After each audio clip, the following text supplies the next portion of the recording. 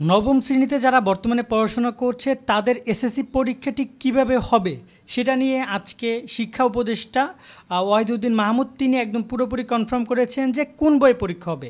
আগের বইয়ে পরীক্ষা হবে যেখানে তথ্য যোগাযোগ প্রযুক্তি বিজ্ঞান পদার্থ রসায়ন মানে গ্রুপ ভিত্তিক ছিল সেভাবে, নাকি বর্তমানে যে বই রয়েছে বিজ্ঞান অনুসন্ধানী অনুশীলনী বই ডিজিটাল প্রযুক্তি স্বাস্থ্য সুরক্ষা এসবের মাধ্যমে। তো এই বিষয় নিয়ে আমরা একটু স্পষ্ট করছি। আজকে তিনি একদম পুরো রূপরেখা দেখিয়ে দিয়েছেন কীভাবে তারা করতে চাচ্ছেন এই শিক্ষার্থীদের ভাগ্য নির্ধারণ। এখানে একটু বলে রাখি, এই শিক্ষার্থীরা কিন্তু মাত্র একটা বছরের যদি বলে অলরেডি প্রায় 9 মাসের মতো তারা 8-9 মাস এই বইগুলো ব্যবহার করেছে। তারা বাংলা ইংরেজি তার সাথে এই ডিজিটাল প্রযুক্তি স্বাস্থ্য সুরক্ষা নতুন শিক্ষাক্রমের বই তারা চালিয়ে যাচ্ছিল। কিন্তু এই জায়গায় তারা বলছে যে নতুন কারিকুলাম না রাখার সিদ্ধান্ত তাদের, অর্থাৎ নতুন কারিকুলাম এই পুরো কারিকুলামটা বাদ দিচ্ছে। তাহলে এই শিক্ষার্থীদের কী হবে এ ব্যাপারে তিনি একদম সরাসরি বললেন যে এখানে প্রশ্নগুলো এভাবে এসেছিল যে যারা এখন নবম শ্রেণীতে পড়ে তাদের 2026 এসএসসি পরীক্ষা অংশ নেওয়ার কথা, তাদের এসএসসি পরীক্ষা কোন পাঠ্য বই থেকে প্রশ্ন হবে, তারা দশম শ্রেণী ওঠার পরই কীভাবে বিভাগ বিভাজন হবে এবং 1 বছর পর এসএসসি পরীক্ষা দিতে হবে কি না, নানান প্রশ্নে শিক্ষক অভিভাবকদের মনের মধ্যে রয়েছে। এখানে সংক্ষিপ্ত সিলেবাস নিয়ে একটা কথা রয়েছে, সেটা আমি একটু স্পষ্ট করছি যে তাদেরকে কোনো শর্ট সিলেবাস দেবে কিনা। প্রথমত এখানে যে প্রতিবেদনটা আমরা এখানে ডেলি ক্যাম্পাস থেকে প্রতিবেদনটা দেখেছি, এখানে তিনি একটা অংশে বলেছেন যে পরীক্ষা না দিলেও তো আমাদের দেশের শিক্ষা ব্যবস্থাটা মূল্যায়ন করা সঠিকভাবে হবে না। এমতো অবস্থায় দশম শ্রেণীতে এসে বিভাগ বিভাজন মানে বিজ্ঞান মানবিক বিজ্ঞান বাণিজ্য বিভাগ বেছে নেওয়ার ব্যবস্থা ফিরে যাচ্ছি।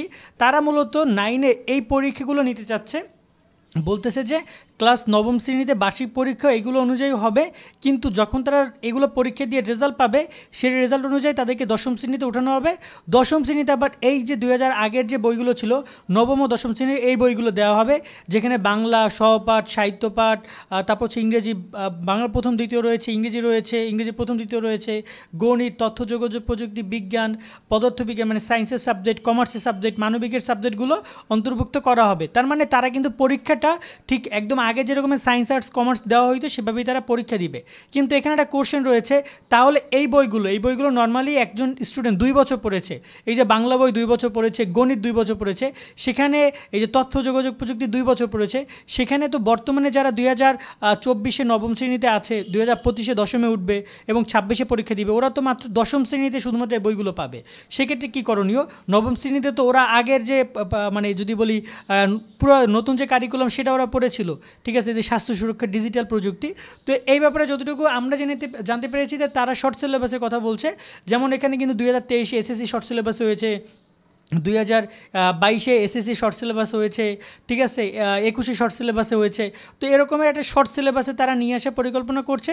হয়তোবা এই বইগুলোকে একটু শর্ট করে গুরুত্বপূর্ণ অধ্যায়গুলো অন্তর্ভুক্ত করে সেগুলো তারা দিবে, যাতে করে দশম শ্রেণীতে সেগুলো পড়িয়ে সেগুলোর মধ্যে কোশ্চেন করা হয়। বিষয়টি এভাবেই তারা করছে যে তারা বলছে যে নতুন বইও ছাপানো নিয়ে আমরা কথা বলছি। নবম শ্রেণীতে যারা চলে গেছে আমরা শিক্ষকদের সাথে কথা বলে দেখেছি, তারা পাঠ্যপুস্তক আসছে সেগুলো প্রাথমিক দিকে তারা চালিয়ে যেতে পারবেন। মানে তারা বলছে নবম শ্রেণীতে তারা পরীক্ষা দিবে এবং তারা দশম শ্রেণীতে উঠে বিজ্ঞান বিভাগ মানবিক বিভাগ ব্যবসা বিভাগে আলাদা আলাদা ভাগে যে যার মতো করে বেছে নিবে। এক্ষেত্রে যারা ভালো স্টুডেন্ট, যারা হচ্ছে কি একটু পেশা নিয়ে পড়তে চাও তারা বিজ্ঞানে যাবা, যারা মোটামুটি এবং হচ্ছে মিড রেঞ্জে থাকতে চাও যাতে ফিউচারে বিভিন্ন ফিউচারের উপর ডিপেন্ড করে বিজ্ঞান মানবিক ব্যবসা তোমরা নিতে পারো। এই বিষয় নিয়ে ভিডিও চাইলে সেটা কমেন্টের মাধ্যমে আমাদেরকে জানিও স্টুডেন্টরা। আর অভিভাবক আপনারাও যদি এই বিষয়ে জানতে চান যে বিজ্ঞান বিভাগের ফিউচার কি, মানবিক বিভাগের ফিউচার কি, ব্যবসা বিভাগের ফিউচার কি, সেটা নিয়ে ভিডিও চাইলে আমরা কমেন্টে করুন, আমরা চেষ্টা করবো পরবর্তীতে সে বিষয় নিয়ে কথাবার্তা বলার। তো এইটা হচ্ছে আপাতত আপডেট এই পরীক্ষা নিয়ে এবং হচ্ছে তাদের এই বিষয়গুলো নিয়ে। একটা কথা বলে রাখতে চাই, এখানে হতাশার কোনো কিছু নেই, যেটা হয়ে গেছে এরকমের খুব কমই হয়।